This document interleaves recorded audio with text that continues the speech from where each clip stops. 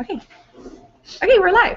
Okay, welcome. So this is Kailua Intermediate, and we're doing our Google Playground. So it's a series of little short tutorials that we're trying to do throughout the year for teachers. We're going to try to make it as applicable as possible. So our first session is going to be on Google Calendar and a little bit of Gmail.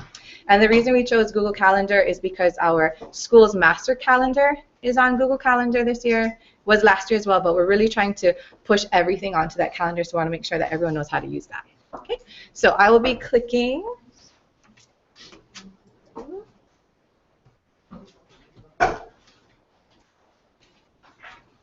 So some of the big concepts with using Google Calendar is just the fact that you can share this calendar with other people. Because we are in a domain, we do have a domain calendar that's embedded, and that can be easily shared with one another. With that shared calendar, you can do cool features like checking when other people are busy. It's really nice for people who are scheduling meetings across multiple people, because if everyone starts using their calendar, then you can do find a meeting time. So instead of calling 12 different people, trying to find a common time where everyone's available, Google Calendar will do that for us.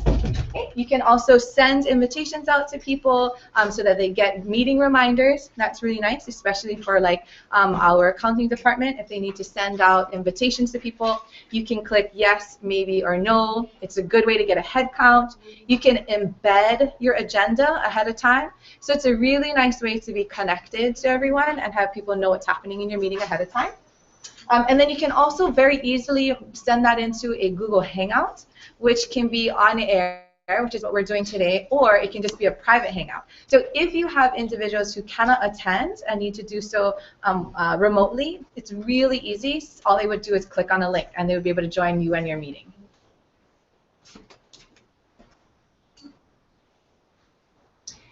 Okay, so this is my contact information. You guys can contact me anytime.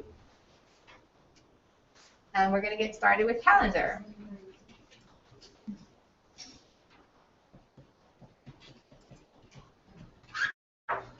Okay, so first steps is getting to calendar. So we have, once you open up your Google account and you want to be logged in so that you can access all of your apps, then you want to go to the waffle iron, and the waffle iron is here. It's the 3x3 grid. It's in the top right-hand corner of your screen. One way to check to make sure that you're logged in is that you would see your icon or your avatar. If you've changed it, which I highly recommend, you'd see your face or your image. If not, it would have a letter with your name. And if you've logged into Chrome, then your name would be up here. So it's good to just double check, especially if you're using a public computer, that you're actually the one that's logged in, especially when you start getting into apps and setting up meetings. You don't want to be placing meetings on someone else's calendar. Okay, so once you get into and click on the waffle iron, then this page pops up, and the calendar icon is this one here. So it looks like a little page date with the number 31, and you simply click on that. Okay, and then you would see a calendar view. Now, one thing that's really important to know is that with every account that's created by the domain, you're automatically given a calendar. And this calendar will be labeled with your personal name. So my calendar is going to say Shauna Hirota. You must understand that this is a domain calendar, which means that people within our domain can access what you put on this calendar. This is your school calendar. Even though it says your name, it's not personal. You can add many calendars under your account. So if you have a personal calendar that you'd like to add, I highly suggest that you add that so you can keep track of personal items all on the same set of calendars. But just know that this initial one is the KIS domain calendar, so just be careful of that.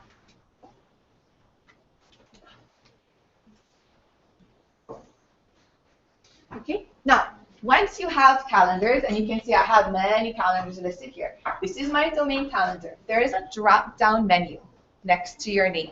You click the drop-down menu, and this will appear. And one of the things that we're going to start utilizing is calendar settings. That's going to get us to a lot of different options.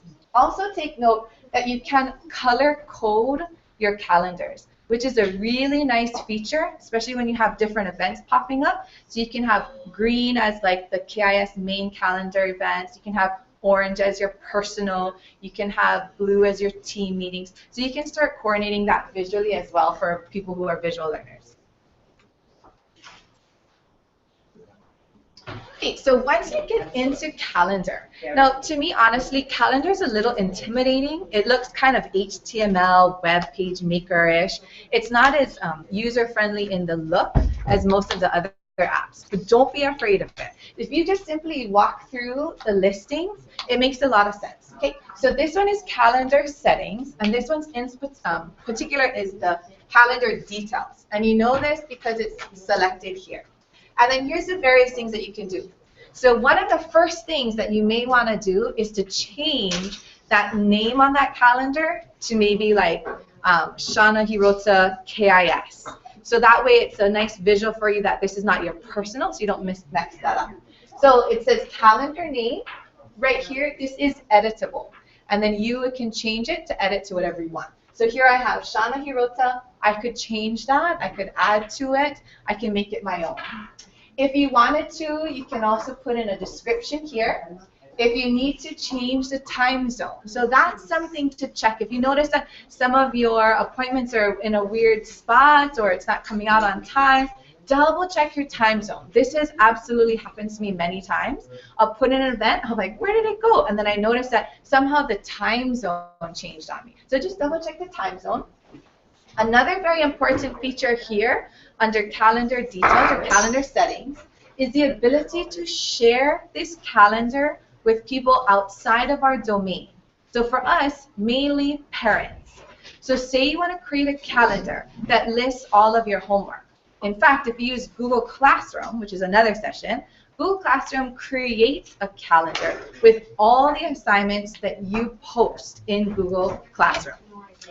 You can share that calendar this way. Okay, so what you're going to do is it says calendar address. You're going to grab and click the HTML button. Okay, so calendar address, and you're going to hit the HTML button. Okay, then a screen like this is going to pop up. It's going to show you the link. This is your online link to your Google Calendar. And then the image behind is the image that the parents would see. This is what it looks like on the web. Okay, now once they are here, there's a really cool feature that most people don't know about. Down here in the corner, this plus Google Calendar, it's not just a graphic logo. This is how you can add a calendar to your personal account. It only works if they have a Gmail account though. So they have to have a Gmail account, and then by clicking plus or the add sign, it will drop that calendar into their view of calendars. It'll pop up under other, and parents can look at it and see it on their home set of calendars. Any questions? Good so far? Okay. Now, within our domain, if you want to share calendars and specifically place people as editors, so your original domain calendar, everyone can access. But say you want to set up something for your team, Kukui team, the Dream team. So if you have a different team and you want to set up calendar events for your team, you can share this calendar so that everyone has access to it. So when you're sharing, so back to the calendar drop-down menu, we originally were here in calendar details. I clicked on share the calendar. Okay, second tab over. So now this option is showing here. Share calendar with others. Make this calendar public. This is a great feature here. Drop-down menu. You can decide what people see. So if you want them to see the actual title, actual event, then you change this to show event details.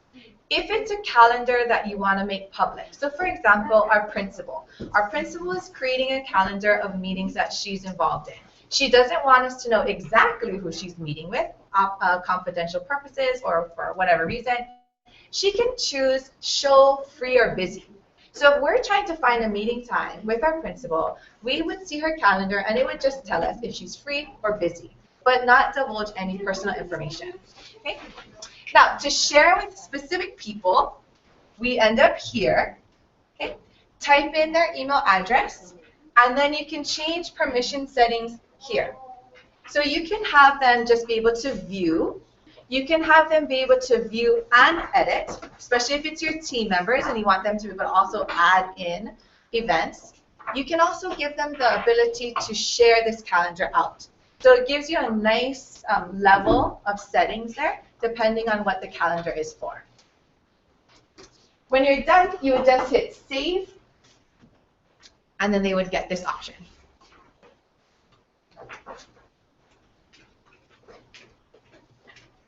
Okay, so we talked about having calendars, but how do you get these calendars? So this would be the original view, back to calendar. These, my calendars is listed there. There's also going to be a bottom segment that says other calendars. My calendars, just like it says, these are the calendars that you personally create. Other calendars, these are calendars that people share with you or that you grab from the domain. To create a brand new calendar, my calendars, drop-down menu, you'll have a feature, create new calendar. You can create as many calendars as you want. I have upwards to 20, I think, mainly because Google Classroom creates a calendar for me. And then I have everything. I have ILT, I have personal, I have new teacher meetings, anything, cafeteria, when cafeteria days are. So I like to create various calendars because then I can then turn them off or turn them on. So if I want to see the details, I can put them on, and if I don't want to see all those details, I can take them off. How do you do that? Very simple. There are boxes next to each calendar. If you click it, the color will come on. Calendar is now on. So the event details will show up. Click it again. As you see here, these are all white. Calendar details are off. So they will not appear. Now this is something that's really important to kind of think about. If all of a sudden your details disappear, or you're like, where is the event? Go back and double check and make sure the calendar is actually selected to be turned on. So that's a good troubleshooting thing.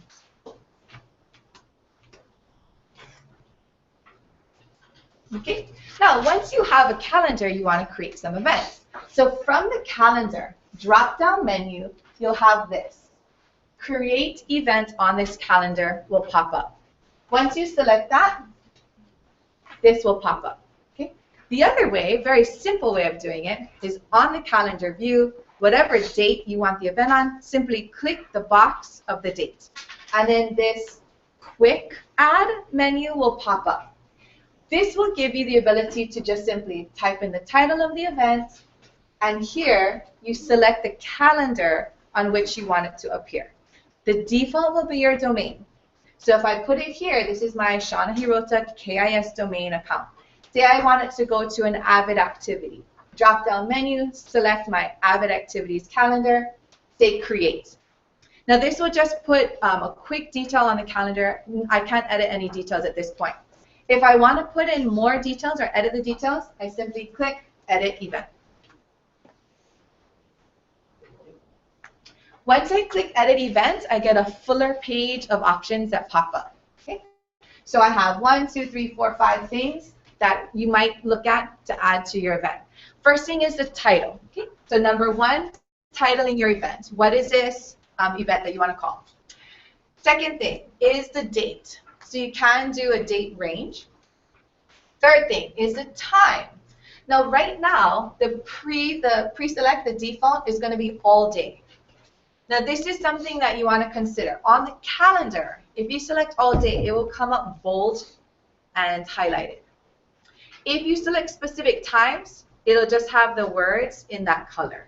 So this is a nice visual for you. If you want like a quick visual reminder, you might go for the all day so it's bolded out. But if you're sharing the calendar with people, if you bold it out, then on the calendar, the entire day gets blocked out. And that's ineffective if you're trying to make sure that people know exactly what your event is. So do consider deselecting all day, and then it will give you a time option. So then you can select, even if it's like an all-day school day, it's not literally like midnight to midnight, right? So you would select 8 to 2:30 or whatever. Okay? You can put where. If you type in where, then Google Maps will pull up the location. So if people are trying to get to a meeting and they're not sure where that is, and if you've selected a location, they can click it, it'll link to Google Maps and it'll help them drive to your event. 4, this is a calendar. So always be careful which calendar you're putting it on. Yeah, so always keep that in mind. 5th thing you can do is add guests. So this is a really great feature if this is a multiple person meeting, especially for like our counselors, right?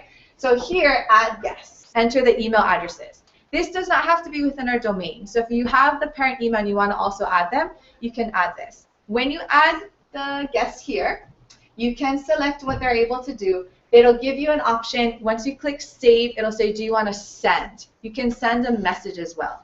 They'll get an invitation in their Gmail, in their inbox, and they can click to attend. And then here you'll have a running count with the event of who's attending, like who said yes, who says maybe, who says no. And if there's nothing selected, then you kind of know, oh, maybe they haven't seen the invitation yet. So then you can, it just kind of helps with your workflow. So you're not chasing everyone down. Yeah.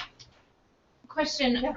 If I remember right, if you post something under the calendar of like Shauna Hirota, won't it show up for the whole school because this is your domain? Very good, very good. Yes. So if they've added my calendar, so this domain calendar is available for everyone to grab, and they can add to their other calendars. Okay. Because I put my lunch duty on a calendar, and years ago when I started doing that.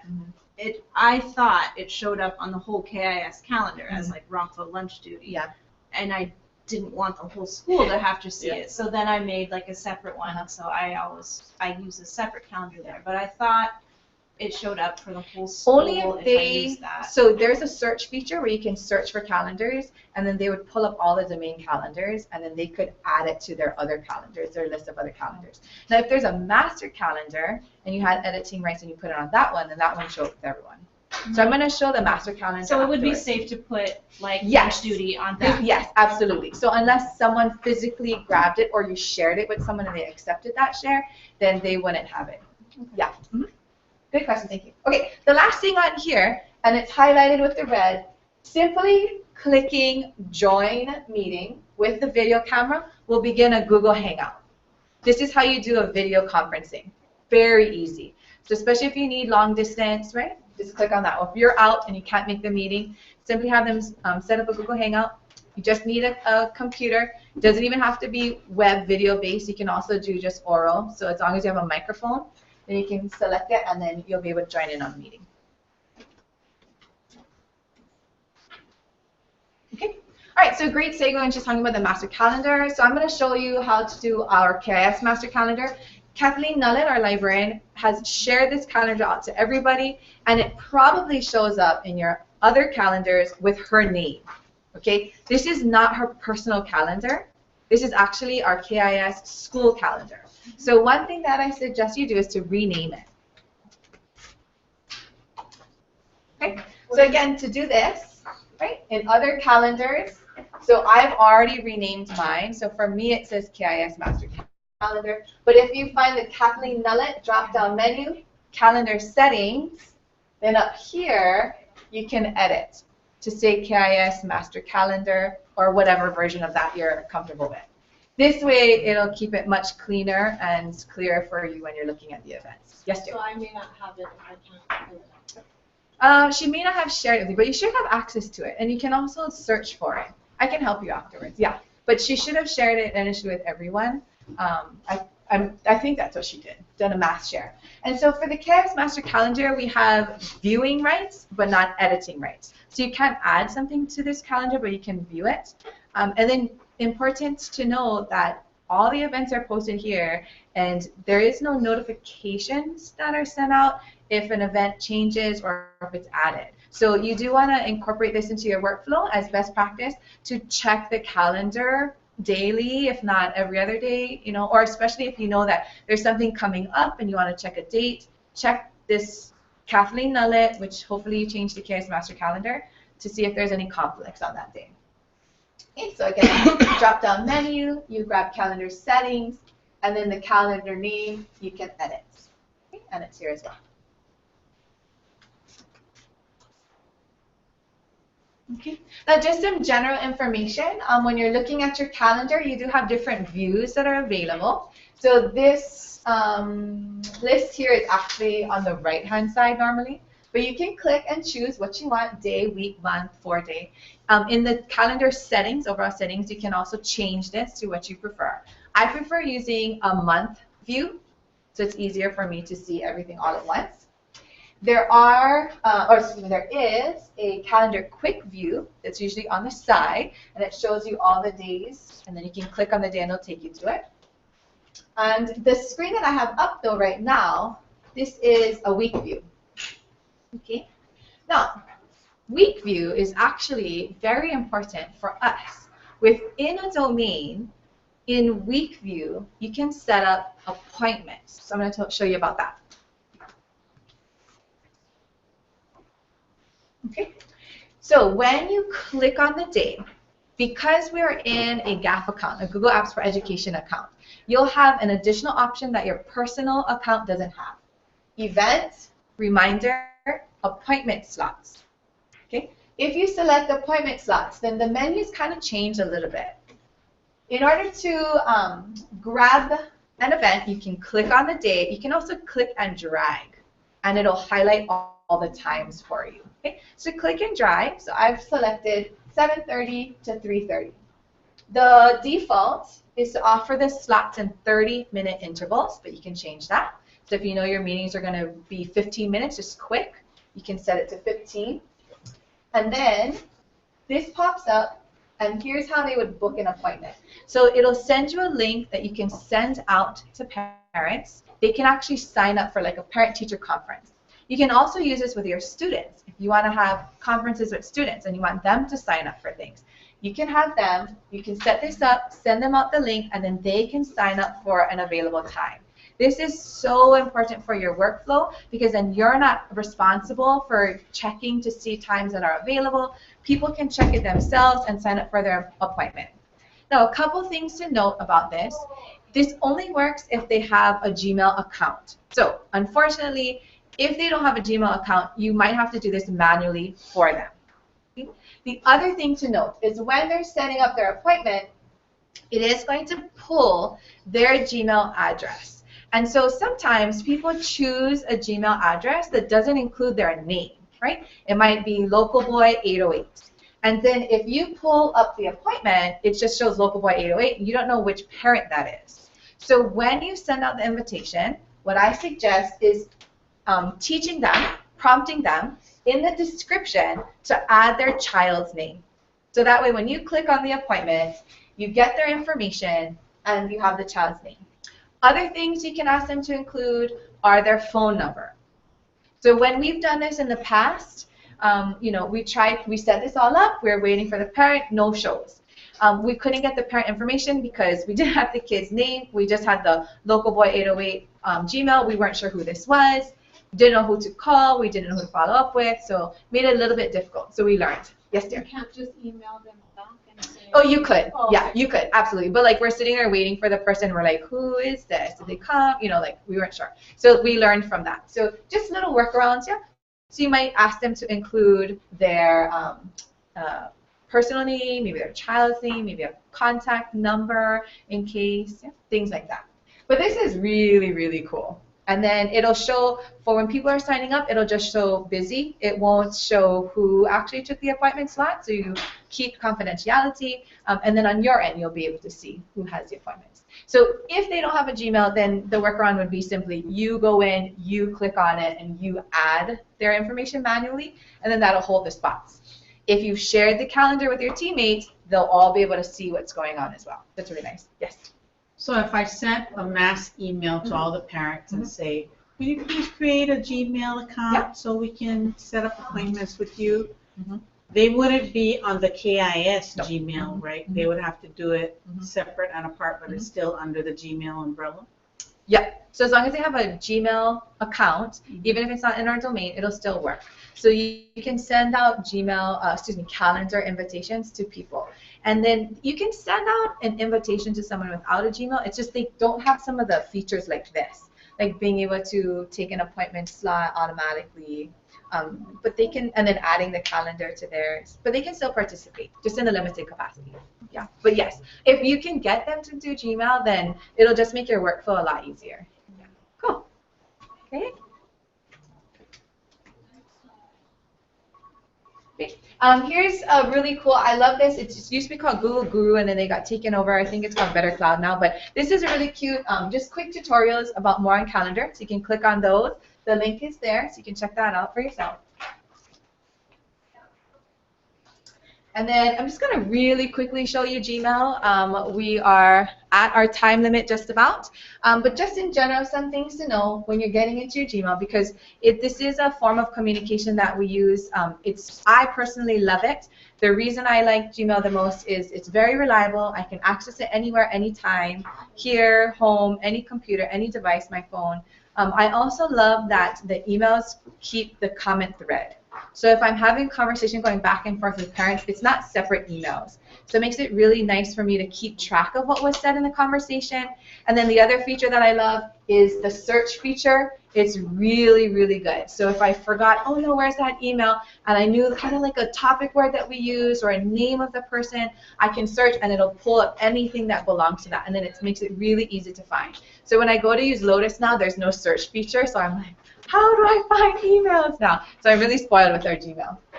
So basic things, okay? Number one, this says mail is the default, but if you press it, it'll also toggle between contacts and tasks. So this is your address book would be the contacts. Here's how to compose a new message. So simply click compose and the email message box will pop up. These are all of your folders. So I have lots of folders. I like to keep my messages organized for my sanity. You can add folders here. Your defaults would be inbox, SARD, sent, and drafts. That's a really nice feature as well about Gmail, is that when you start typing a Gmail message, it'll save in drafts even after a few seconds of typing. So if you didn't finish the email and you closed out and you forgot about it, when you open back up, drafts will be holding that email for you. It won't have disappeared. So if you spent a lot of time working on it and then you close it and you're like, oh, it's not gone, it's saved. Okay, and then up here, again, so look for your icon, okay, your avatar, just to make sure it's your account, especially before you start sending messages. This is your settings. Number 5, that's your, I call it the cogwheel, that's for settings. And then this option here is another option to use Google Hangouts or that video conferencing.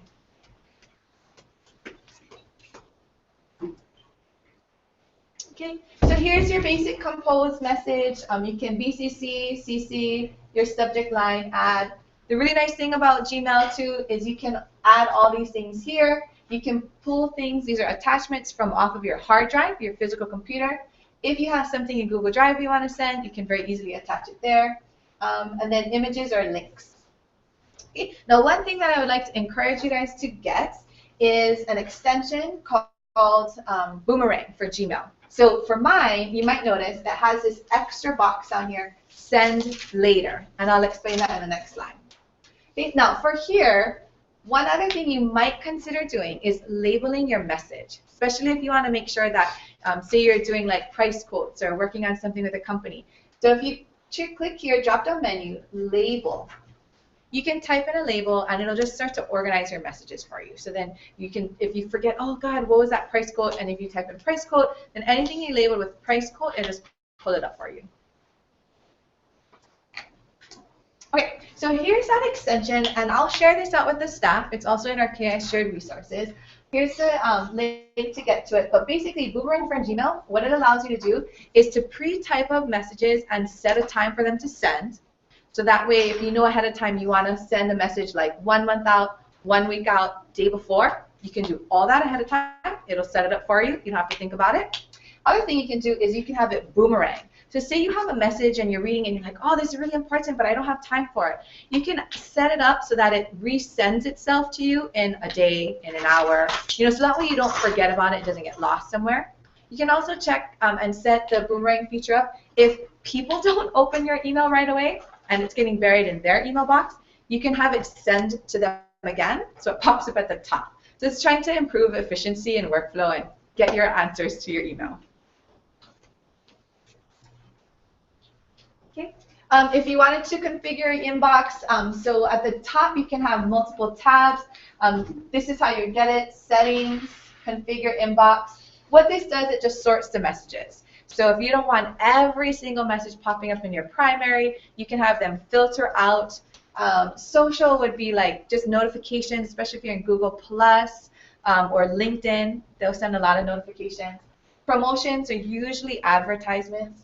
Updates would be important for us. Updates is where if the student revises something or changes a comment, instead of that all popping up in your primary mail that they resolved a comment button or they changed something, that would go to updates. And so when you're ready, if you need to check that information, you can just see what kind of work's being done on their end, but it won't bog down your personal inbox. Okay. And if you want to do folders, there's an option if you click on the message. So here's a particular message. Click on the box. New toolbox will pop up here. Here's folder. Now the difference between folders and labels, labels simply label it and allows you to search it, but it keeps it in your inbox. If you create a folder and you move it to the folder, it'll pull it out of your inbox view and put it in the folder. So it just depends if you want to clean up your inbox and have it in folders, or if you just want to label things for easy search.